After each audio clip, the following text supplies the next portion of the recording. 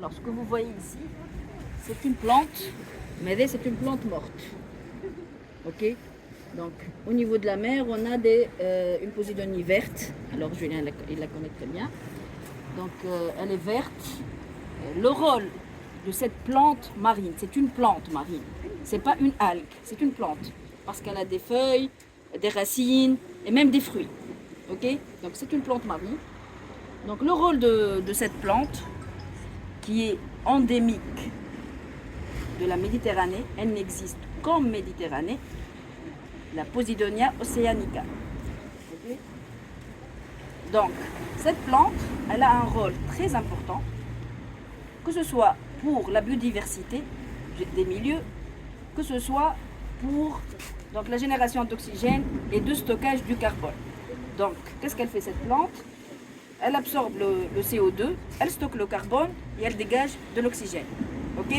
Et aussi par la photosynthèse aussi, c'est une plante verte, donc elle fait de la photosynthèse. Donc elle dégage de l'oxygène. Et comment elle lutte contre le réchauffement climatique? Par absorption du carbone qui est émis par le dioxyde, qui est généré par le dioxyde de carbone, le CO2, qui est un... le CO2, c'est quoi le dioxyde de carbone? CO2, c'est un gaz à effet de serre. Ok. Donc c'est parmi les gaz qui génèrent ce dérèglement, et là je dis entre guillemets dérèglement climatique. Je ne parle pas de réchauffement climatique, je parle de dérèglement climatique. Parce qu'il y a des régions où il y a un réchauffement climatique, d'autres régions, donc un refroidissement, des tempêtes. Donc c'est un dérèglement climatique. Je parle en général. En général. Donc la Posidonie. Donc aussi, comment elle est favorable pour augmenter la biodiversité des régions?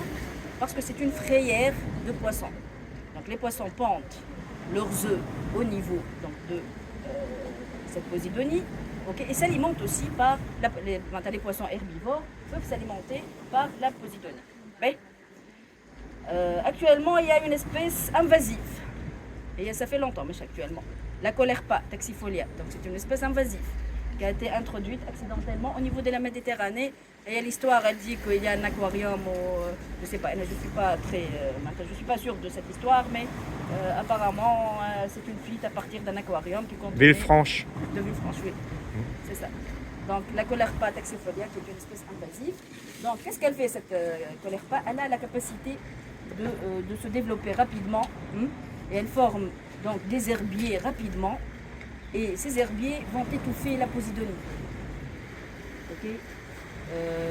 En plus, cette espèce non indigène, invasive, aussi, elle est réputée par le fait qu'elle n'est pas appréciée par les poissons herbivores. Donc, elle ne va pas constituer une alimentation supplémentaire pour les poissons herbivores. Donc, elle n'a que des effets négatifs. Okay. On n'a pas peut-être elle est valorisée. Voilà, je ne suis pas sûre, mais peut-être il y a des travaux qui ont valorisé cette algue verte. Colerpa, c'est une algue verte. Posidonia oceanica, c'est une plante. Il faut faire la différence. Très bien. Donc, à part le rôle de la Posidonie comme frayère pour les poissons, comme source d'oxygène, elle stocke le carbone, donc elle essaie de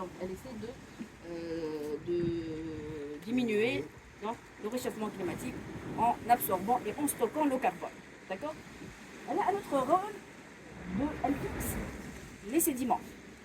Puisqu'elle a des racines, elle est ancrée au niveau des sédiments, elle fixe les sédiments, elle ne les laisse pas s'échapper. Et en plus, lorsqu'elle va être échouée, vous voyez, ça met une bouquet de Posidonie échouée. C'est une Posidonie morte. Ok? Elle n'est pas vivante. Donc ces banquettes aussi protègent les côtes contre l'érosion marine. Donc, vous voyez le rôle, j'adore la plante Posidonia oceanica parmi des plantes que vraiment je trouve qu'elle a un rôle primordial. Okay. Donc lorsqu'elle va échouer au niveau des côtes, elle va former une banquette qui va protéger la côte contre l'érosion. Donc la station de Mousse, il est clair, donc vous avez trouvé que la Posidonie elle est plus avancée au niveau de la mer. Elle protège contre l'érosion. Alors, ici, la plage de cette région qui s'appelle Belle Plage était plus vaste. Ça fait 10 ans que la mer a commencé à avancer et le mur a été cassé par les vagues. Et vraiment, c'était catastrophique. Je me rappelle très bien de cette avancée.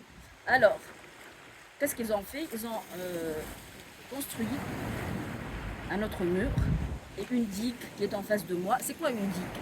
Une digue, ce sont des méthodes donc, de lutte contre l'érosion, voilà, l'avancée de la mer, lourde.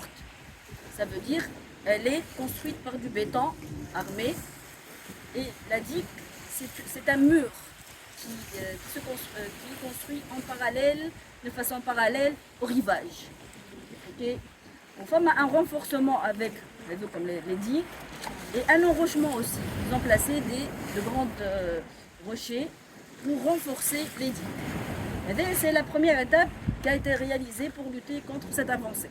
Donc, les vagues vont être cassées par cette digue, ils vont plus pouvoir avancer et détruire le mur. Comme une autre partie d'un projet qui va être réalisé prochainement, je ne sais pas la date, mais un projet, ils vont construire des épis. L'épi c'est quoi? L'épi aussi c'est comme les digues, il est construit par du béton, mais il va être au niveau de la mer et ça va être placé d'une façon perpendiculaire au rivage. Ok? Alors vous pouvez voir les épis. C'est le projet. C'est une épi. Elle est perpendiculaire donc au rivage. D'accord? Ils vont donc installer 3 épis. Ils veulent une à Sidi-Selm, plus loin d'ici. Ils veulent une ici. Et je ne sais pas l'emplacement qui va être choisi. Il faut une autre méthode, c'est les brise-lames. Les brise-lames sont comme les épis, mais ils sont installés d'une façon parallèle au rivage, au niveau de la mer. C'est pas comme, vous voyez les digues, comment ils sont installés. Ils sont donc installés sur le rivage. Par contre, les brise-lames sont dans la mer. Ils sont installés dans la mer. Bon, le métrage, alors ça dépend. Maniche le métrage. Dans le projet, ils n'ont pas précisé le métrage. Juste, j'ai trouvé du béton armé. Il y a deux armés. Donc, et vu comme les épis, موجودة أنا لقيتها في باج من بعد كنحب c'est un projet. C'est des bonnes pratiques en fin de compte.